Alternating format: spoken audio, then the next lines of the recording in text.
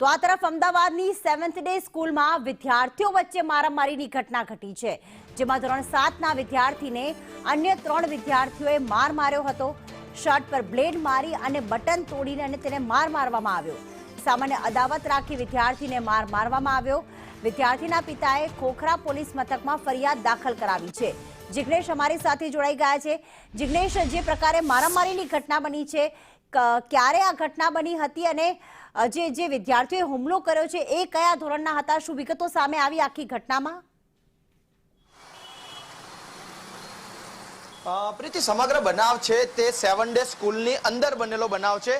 સ્કૂલના અંદર 2 દિવસથી વિદ્યાર્થીઓ વચ્ચે જે માથાકૂટ ચાલતી હતી, કારણ કે ધોરણ 7ના જે ક્લાસનો મોનિટર હતો, જે ભોગ બનનાર વિદ્યાર્થી છે, તેણે અન્ય 3 વિદ્યાર્થીઓને જ્યારે સ્કૂલ છૂટી રહી હતી તે સમયે લાઇનમાં ચાલવાનું કહેતા તેને ટાર્ગેટ કરવામાં આવ્યો। એક દિવસ અગાઉ જે લાઇનમાં સાથે યોગ્ય રીતે ચાલવાનું કહેતા 3 વિદ્યાર્થીઓએ તેની સાથે, એટલે કે ક્લાસ ટીચર છે કે જે ભોગ બનનાર વિદ્યાર્થી છે તેની સાથે તકરાર કરી હતી, તેને જોઈ લેવાની ધમકી આપી હતી, જે અંગે વિદ્યાર્થીએ સ્કૂલના સંચાલકો અને ક્લાસ ટીચરને લેખિતમાં ફરિયાદ પણ કરી હતી અને સ્કૂલ સંચાલકોએ વિદ્યાર્થીને એવું આશ્વાસન આપ્યું હતું કે આ અંગે યોગ્ય કાર્યવાહી કરવામાં આવશે। પરંતુ બીજા દિવસે એ જ વિદ્યાર્થીઓ સ્કૂલમાં આવે છે, એટલે કે ગઈકાલે જે હુમલાખોર 3 વિદ્યાર્થીઓ છે કે જે પણ ધોરણ 7માં ભણે છે અને તેઓ સ્કૂલમાં આવે છે, તે સમયે જે ક્લાસ મોનિટર હતો કે જેની સાથે તેમની તકરાર થઈ હતી તે પણ સ્કૂલમાં હાજર હતો અને તેની સાથે બોલાચાલી કરવામાં આવી। જ્યારે ભોગ બનનાર વિદ્યાર્થી વોશરૂમ માટે ગયો ત્યારે 3 વિદ્યાર્થીઓએ તેનો પીછો કર્યો, તેને સાથે ઝપાઝપી કરી અને તેની સાથે રહેલી જે બ્લેડ હતી તે બ્લેડ વડે વિદ્યાર્થી પર હુમલો કરવામાં આવ્યો। એટલે કે પ્રી પ્લાનિંગના ભાગરૂપે જે 3 સગીર વિદ્યાર્થીઓ છે તેઓ સ્કૂલમાં બ્લેડ લઈને આવ્યા હતા।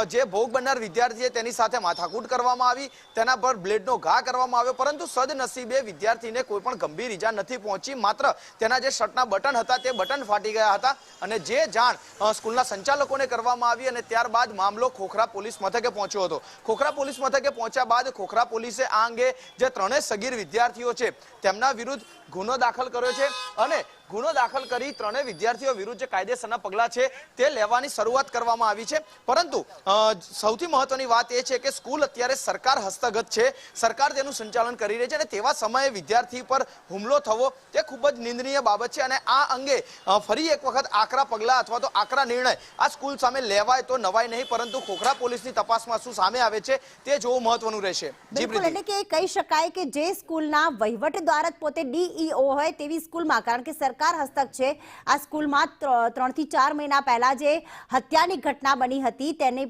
ત્યારબાદ સરકાર હસ્તક લેવામાં આવી હતી। ડીઈઓ રોહિતભાઈ ચૌધરી અમારી સાથે ફોન લાઈન પર જોડાઈ ગયા છે। રોહિતભાઈ નમસ્કાર, સ્વાગત છે આપનું સંદેશ ન્યૂઝમાં। જી રોહિતભાઈ। હા, બોલીએ। રોહિતભાઈ, સ્વાગત છે સંદેશ ન્યૂઝમાં। 7th ડે સરકાર હસ્તક છે, આપે વહીવટ સંભાળ્યો છે, તેમ છતાં આવી ઘટના કઈ રીતે બની? જો વહીવટ જે સંભાળ્યો છે એના મૂળમાં સદર શાળાની વહીવટી બેદરકારી ખાસ છે, કારણ કે માન્યતાની શરતોનો ભંગ છે તેના આધારે લીધી છે। અમારા ઇન્સ્પેક્ટર બી હોય છે ત્યાં વહીવટમાં। બીજું કે ખાસ પ્રિન્સિપલ અને સમગ્ર સ્ટાફ જે છે એ 500 થી વધુનો જે સ્ટાફ છે એ તો સદર જૂનું જે મેનેજમેન્ટ છે તેમનો જ છે। અમારે જે સતત જે સુધારા શાળા કક્ષાએ વિદ્યાર્થીઓને શિક્ષકોમાં ખાસ મોટિવેશન વાલીઓ સહિતમાં જે કરવાની જરૂર છે તે સતત કરતા રહ્યા છીએ। છતાં પણ ગઈકાલની જે ઘટના બની છે એ વોશ એરિયામાં ધોરણ 7ના જે 3 વિદ્યાર્થીઓએ એક વિદ્યાર્થી પર મારામારી વોશ એરિયામાં કરી। બતે એક વિદ્યાર્થીના જે શર્ટના બટન તૂટી ગયા અને જે છે એને નાક ઉપર ઈજા પણ થઈ છે, આવું પ્રાથમિક અહેવાલમાં અમને જાણવા મળ્યું છે।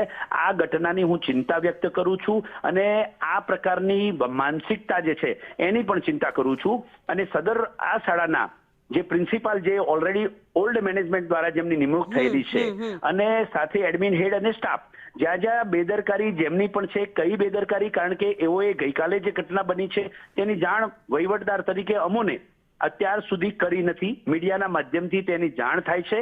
તો આ પ્રકારની ઉદાસીનતા પુનઃ દાખવવા બદલ હું આ પ્રિન્સિપલ અને એમના એડમિન હેડની નોટિસ પાઠવી છે એમની, અને એમનો ખુલાસો પણ માંગ્યો છે અને આમાં જો બેદરકારી સામે આવશે તો એમની સામે કાર્યવાહી કરવામાં આવશે। આ બાબતની શિક્ષકોમાં ખાસ કરીને એમને વિદ્યાર્થીમય કામ કરવા બાબતના ઘણા બધા સુધારા શાળા કક્ષાએ કરવામાં આવ્યા. શિસ્ત સમિતિની રચના સહિત સમગ્ર કર્યું છે. પરંતુ ઘટના વોશ એરિયામાં બની છે.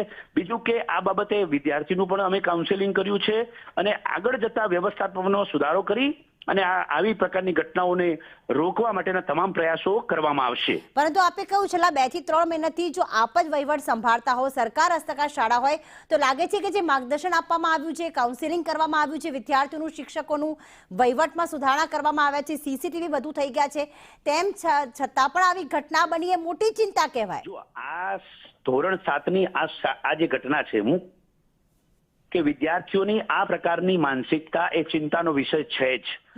બધુમાં આ બાબતે વોશેરિયાની અંદર બનેલી ઘટના છે. બાકીના તમામ ભાગોને સીસીટીવી થી કવર કરેલા છે. વધુમાં બાળકોને સતત મોટિવેટ કરવાના શાળા કક્ષા મેં કાર્યક્રમો પણ કર્યા છે.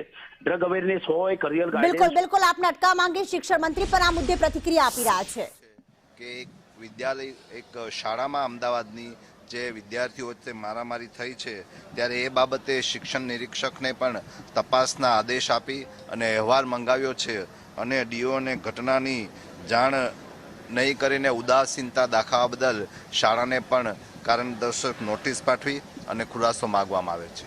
ધન્યવાદ. સુઈગામમાં નવા ગામ પ્રાથમિક શાળા છે, એના જર્જરિત ઓરડા છે, લાઇટ પંખા પણ નથી. 8 વર્ષ